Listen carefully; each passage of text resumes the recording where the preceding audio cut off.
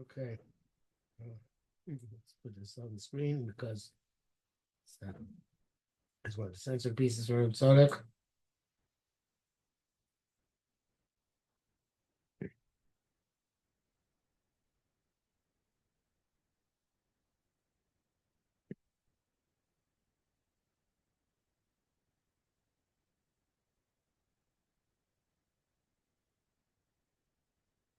Okay. Samach Tes.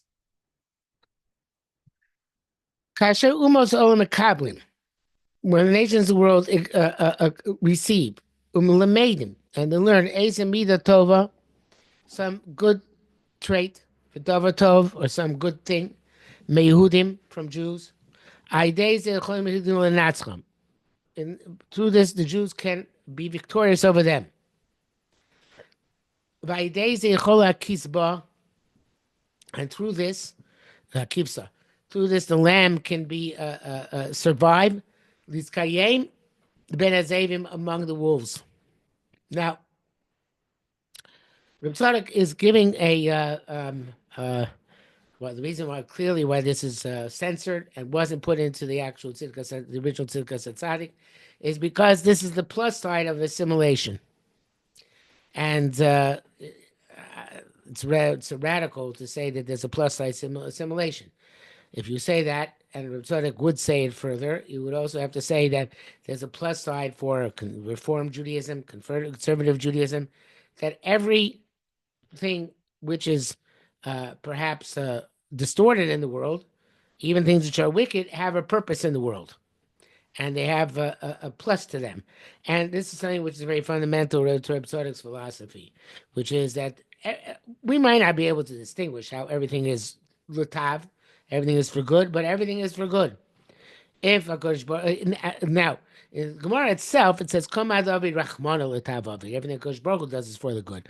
But if you believe in Bechira, the way Reb Tzaddik and the Ishbitzer believe in Bechira, this extends not just to things which are done by a Kosh Baruch Hu directly, but rather are done also by human beings, because human beings also have limited Bechira, and certainly in matters which affect the world in general, they must have some extremely significant limitations in what they can be vocher in order for Kosh Baruch Hu to bring about his master plan.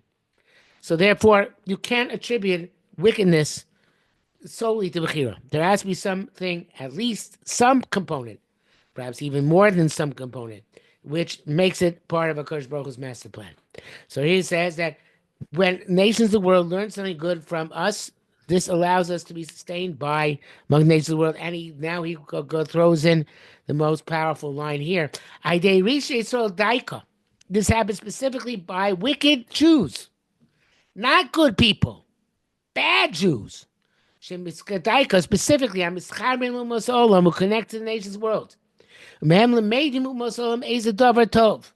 And through them, the nations of the world learn some good thing. They go and they connect, they go and assimilate, and it teaches the non-Jews good stuff. So it's interesting, what Tzadok is saying is that which sustains among the Goyim, it could be in two levels. It doesn't sound like it, but it could be at some level of Or LaGoyim. That Am Yisrael is doing its mission in the world, fulfilling its purpose and its destiny by teaching good stuff to non-Jews, even though the good stuff gets taught by people who are not great Jews, and that fulfills the destiny of being Or LaGoyim, spreading the word. But it could be something else. Tzaddik is saying that it's not because we're fulfilling the destiny of the world, a destiny which we have in this world, but rather because this is in of itself something which placates the non-Jews and makes them feel less anti-Semitism because of the positive things they get from the Jews. Or now, there's a big nafkamina, a very big difference between the two approaches. According to the first approach, it would have to be actually a good thing. In order for us to be the Or LaGoyim, to be the light to nations, it has to be a good thing they learn from us, literally. According to the second one, it has to be something which diminishes according to the second approach, which is that it's just something which makes them feel less hatred towards us. So then it's not necessarily even a good thing. It might even be something which is not terribly good. Like, many non-Jews say that Jews control Hollywood. The Jews control the media.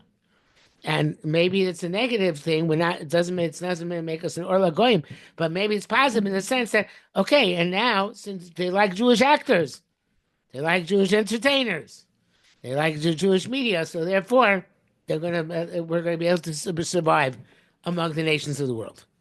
So if it's the first shot, it was the first idea that it's we can teach them something positive. So then this is part of the purpose of Golos, that we should teach positive things to non-Jews, and even if it's done through assimilation indirectly and not through a positive way, it's still getting done. So therefore, it sustains during Golos. If it's the second approach, so even if it's not a good thing at all, it still has the effect of being able to save us because they like us more, or at least don't like us as much. At least don't like us to the same extent they would otherwise not like us. Okay, V'dor Achav, in the generation of Achav, Nitzuach B'narei Sarei Hamedinos. It says that the Achav brought in through foreign student exchange. He gave student visas to many students from other countries to come learn in the universities of the Shomron of Samaria. So they came. Now Achav was not running yeshivas. Achav was not the Rosh Yeshiva of a yeshiva where they were learning how to be Oved Hashem better. If anything, his yeshivas were yeshivas for Avodah Zarah and the influence of his wife Izebel.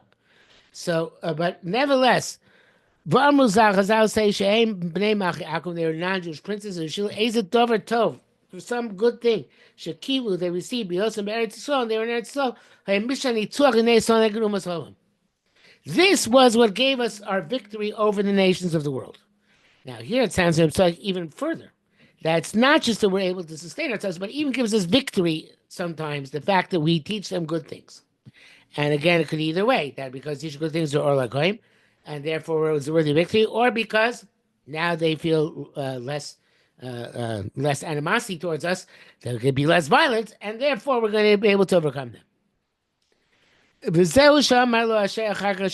what Hashem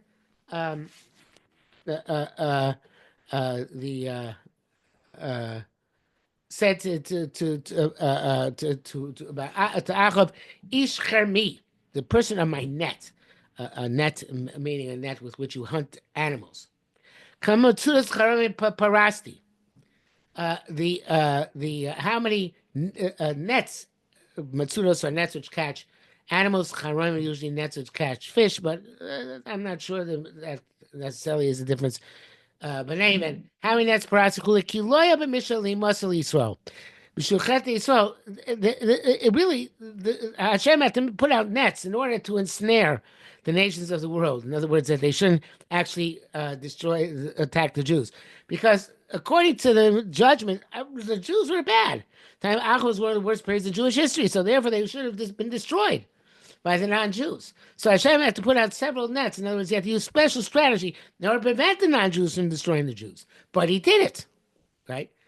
And he says, Kiloya b'mishalim masel Yisrael. It was not justice that the non-Jews should be given over to hands of the Jews. Mishul chet Yisrael, on account of the sins of Israel, the Jews should have suffered. Hutzah kam etzos. So the several strategies were necessary. She'agiapi mishpat, that it should come somehow through justice. That the Jews should be able to destroy be victorious over the non-Jews. So it was HaKadosh Baruch Hu had to say to that Achav, you're the person who had to set nets in order to make sure that the non-Jews should not be able to overcome you, despite the fact that you have been very wicked. Also, of course, Chazal said the reason why Achav was successful in war and he was able to destroy the non-Jews because there's a lot of Achdus in Am Yisrael, even though they were wicked, but they had unity among themselves. And therefore, when Ovadia hid 50, 100 prophets in caves so that Izebel should not get to them, so that nobody told, nobody snitched, and then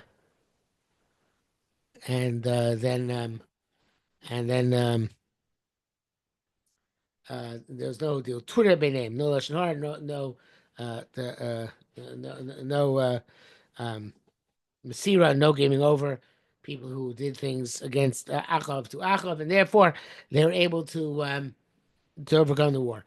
I'm not sure if I can quote you anything from Rabbi Levin. You asked about that in chat. I don't know if I think in mind, which I can quote about. But I guess one thing we could say about Rabbi Levin is that he had a significant love even for the wicked and bad Jews.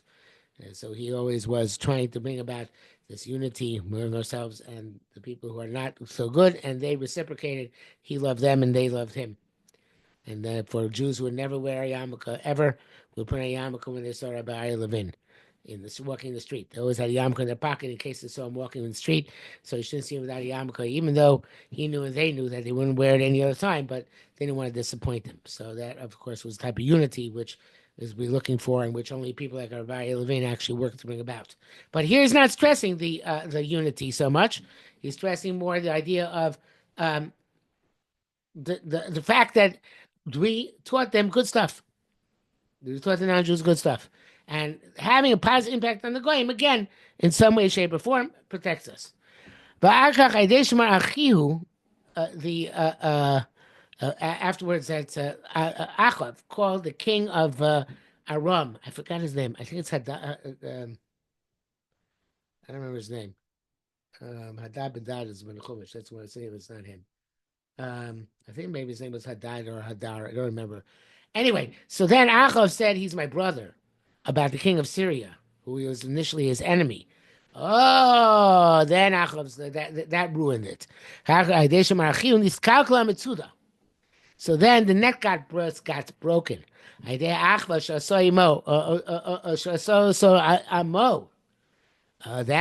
was to say he's my nation, not that. In other words, even the Jews who are wicked and help to and assimilate, and they have a positive impact because the assimilation causes non-Jews to learn good stuff from that, but not to the extent that you lose your identity as a Jewish people, and that you call the non-Jew your brother. Even though Jews are very assimilated, as long as they retain their sense of national identity as distinct from non-Jews, there's hope. And the fact that they came close to non-Jews and influenced them gives us more hope. But not if they lose their sense of identity. Now we know from Mitzrayim, it says in Mitzrayim that at the final analysis, the three things they didn't change, well, it's not clear where this comes from, but it's evidently some source in Chazal, they didn't change their names, their language, and their clothing. So you can assimilate, and assimilation can have a positive impact, but there's a limit. It's a red line. So so when he did that, so therefore, at that point, there was no. Then after they went to war against Syria, so then there was no justice to not demand that he be victorious, and justice therefore was not demand that he be saved. And Achav was killed. And Mordechai, when Mordechai overcame Haman,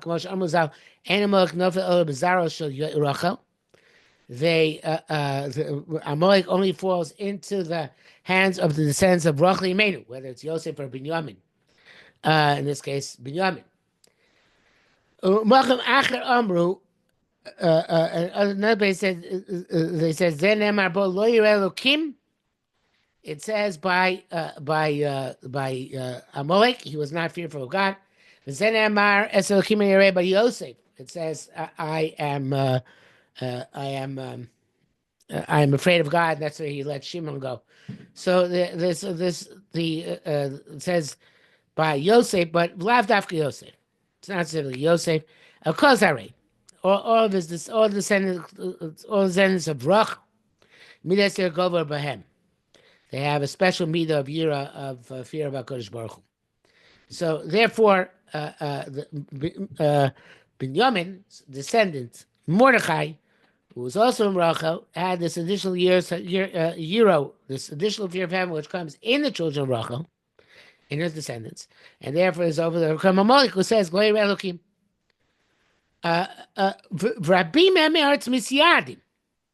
Now, this is okay. That's a regular standard statement. Everybody knows that the descendants of Yosef are necessary in order to destroy Amalek, and that's why Shaul was the first king.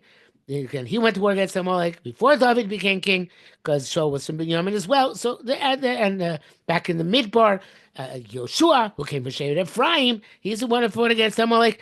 Always has to be somebody from the descendants of Rachel who at least first goes to war against Amalek. If doesn't defeat them, at least makes a significant uh, uh, inroad against them.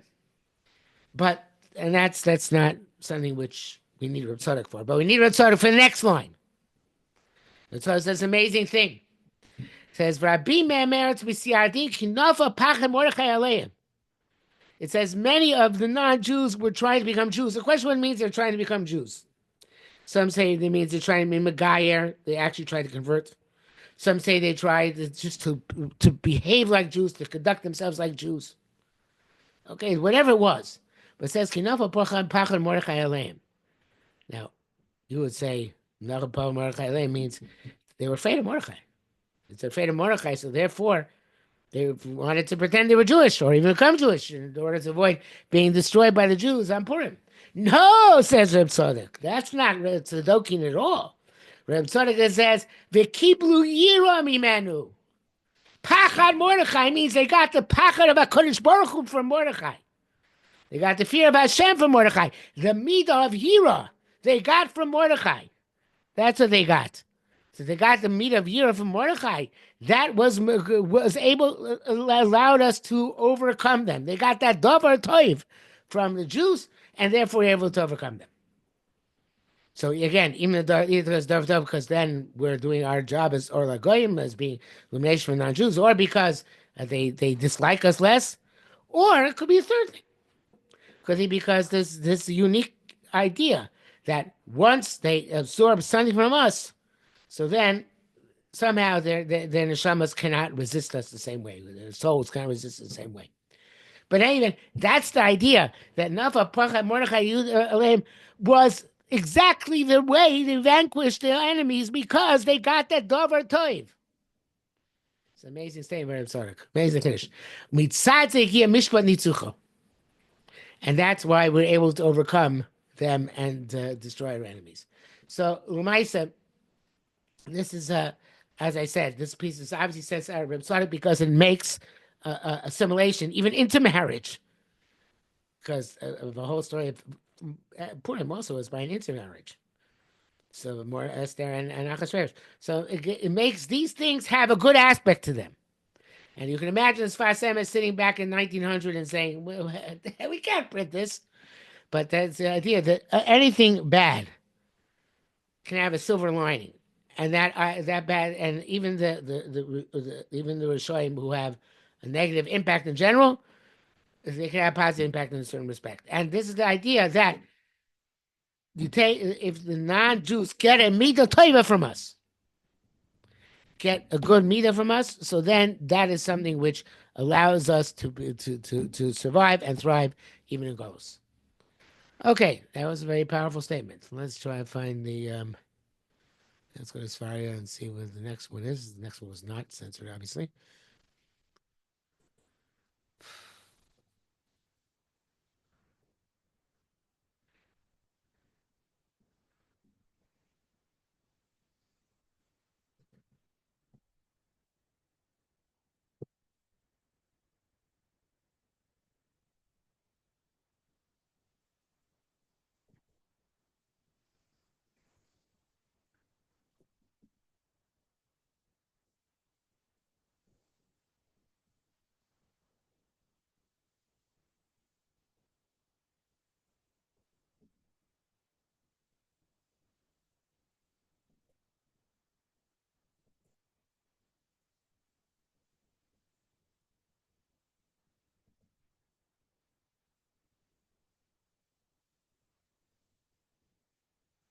Okay, so I but also that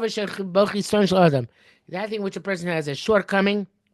So stop share and start again to make sure it's shared properly.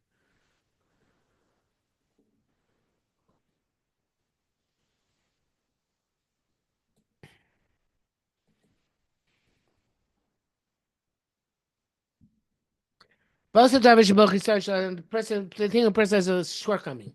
We've had this idea already several times. Both the Darvish through that thing, but in that matter, and through it, Atzmo Malosei. But that is his strength, his advantage. King Shamuzal, Aviyit Pro Ale Teena, Darvish Kuklu Bundiskanu. Again, I'm sorry, because it's a radical proof. It's very Tzadokian proof. He says that Chazal say that it must be that the Eitz Hadas, the tree of knowledge, was a fig tree. Because when they needed to cover themselves, they wove for themselves clothing made out of fig leaves. So it must be that the tree itself is a fig. Because in that thing where you're makalkel, there's your tikkun.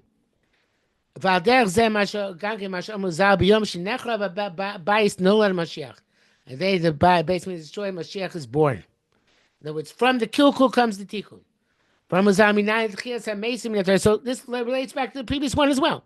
From the kilkul, the Risha Yisrael comes the tikkun. They teach the goyim a davar toiv. From the assimilation comes the consecration, the kiddush Hashem, the advantage. It's Chazal say minayin tchias hamesim min haTorah. How do you see tchias hamesim is min haTorah? And he makes several proofs, but he says why they ask the question. Everything in the world, yesh lo shorish b'Torah, has a source in Torah. It's my dveikus b'mekor ha'chaim, a place where it connects to the source of life, which is the true will of God. Everything in the world. We can understand how everything in the world works that way. But the world relates to a shorish in Torah. Everything which is a kilkul has some tikkun to which it's attached. Whether we can figure out or not is not so simple, but they connect.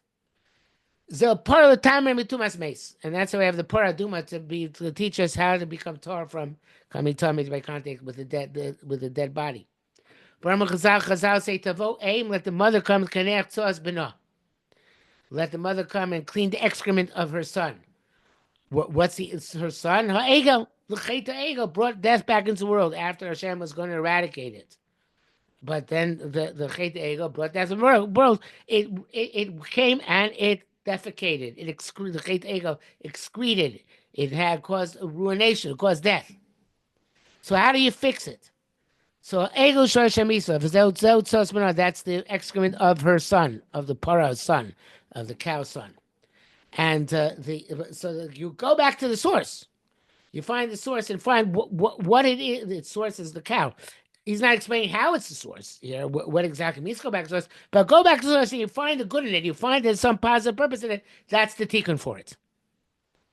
That's why Ravam, who was the first king of North, the king that made golden calves them to worship.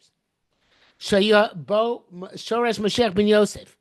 He also had a root of Mashiach ben Yosef, Shiyotza Mizaro, who comes from his descendants, Me'aviyah. There's a Zohar, evidently. Mashiach ben Yosef comes from the descendants of Yerovam ben Nebat, who's from Shevet Ephraim. She'mutar li'hareg. He's going to be killed. So somehow, Yerovam, in his mind, with some prophetic spirit, which we don't understand, connected the fact that he is from Yosef and he's going to have descendants going to Mashiach ben Yosef, which is death, because Mashiach Yosef supposed to be killed, with the paraduma, but the paras he made, the agolim he made, actually, the calves he made for Jews to worship. So, in other words, he sensed, I have some connection to this, in a very warped way. That's he made up what his Zohars out of it. But his idea of I'm somehow connected to the tikkun of the Egel, which is Mashiach ben Yosef, and he's going to come and he's going to be killed, and the tikkun that is for me to somehow make these agolim. I'm not sure exactly how this followed, but okay, there's a connection there. Rak Mashiach ben David ne'emar chaim shel milchana satolo. By Mashiach ben David, it says that he asked for life, that he should survive, and Hashem granted his wish. Upara aim. So the para is the mother, bina shabalei, because mother in Kabbalah always means understanding in the heart, right? Bina sernit l'nashim. Women have a special understanding. So there's an understanding which comes to the heart, which is why everything is bad is really good. Everything is a chison is really a tikkun. Everything which exists in this world, even though it looks like something which is negative, is really a positive. like you said in the previous piece. But in order to do it, you have to have these bonus. You have to really deeply analyze it. And sometimes, most of the time, I think we can't understand it ourselves, but it requires certainly a lot of deep analysis. And that is the Bina Shabalev is to know that everything comes from Hashem. Mimeno Yetzirah. From him comes everything. Canal. That's how you wipe away the excrement. By coming to the knowledge and living by knowledge, everything comes from Kodesh Baruch Hu, which is not easy. It's very easy to say in Reb Tzadok and Simon Ayin Tzidkas HaTzaddik, but it's not easy to live that way. But somebody who lives that way, he can try and see the good in everything. That's the ultimate madrega, and that's something which a person then can see in what's bad in me, how it can be the source of good. I don't know. I can tell people that. You ask me something like this all the time. I don't know if I can tell anybody that how it works. I can only say that there's such a theory. How it works in practice, that's something else altogether. But there is such an idea. Okay, I think we'll stop here for today. And this is a very sophisticated piece. I know if we did two very fundamental pieces, especially the first one, so that's good enough for today. And we'll talk about what we're going to learn next time. In the meantime, Chag Kosher V'Sameach. Wonderful Yontif.